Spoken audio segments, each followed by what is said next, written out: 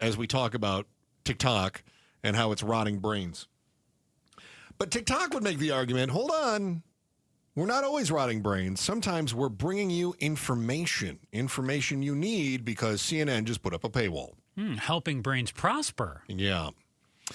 More Americans, according to Axios, are flocking to TikTok for news and information. But they aren't necessarily following media organizations or journalists on the platform. Instead, they're relying on creators, entertainers, and influencers to give them the news.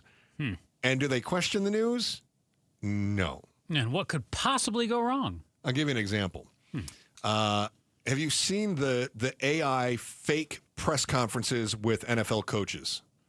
I have on not. social media. Okay, it's very funny. I understand what you're getting at. It's wildly inappropriate. It looks like it's a press conference with one of the NFL coaches. Okay, and they go on. They drop F-bombs. They talk about Aaron Rodgers really screwed this team over, right? Whatever it might be.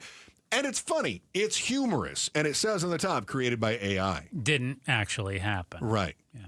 I know a sports guy who said, we got to get this audio for our show. And I went, oh, no.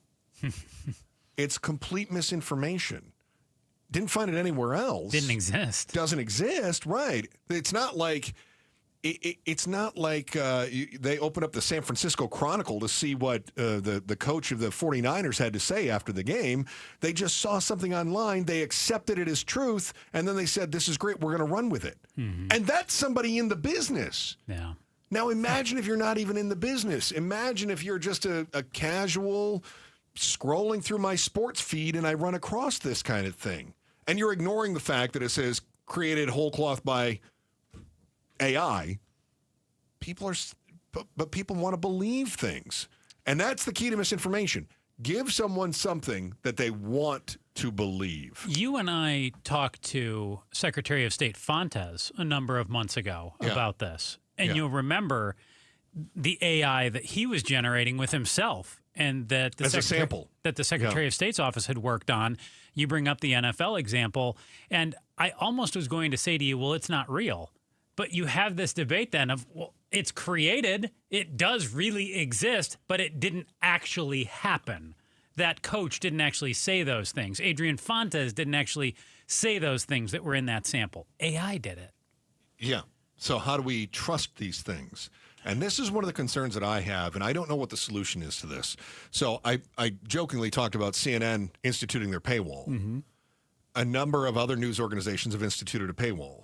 By the way, KTAR.com, still free. We still have a full news department that deals only with KTAR.com.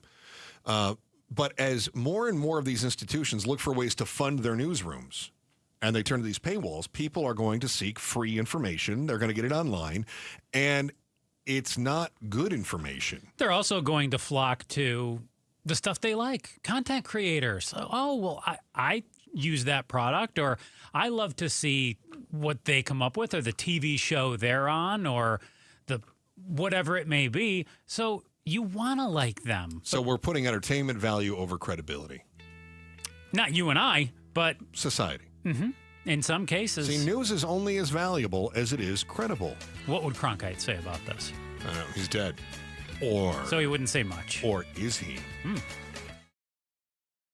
Thanks for watching The Chris and Joe Show. Click to see more from Chris and Joe, and tap the button in the middle to subscribe to KTAR News.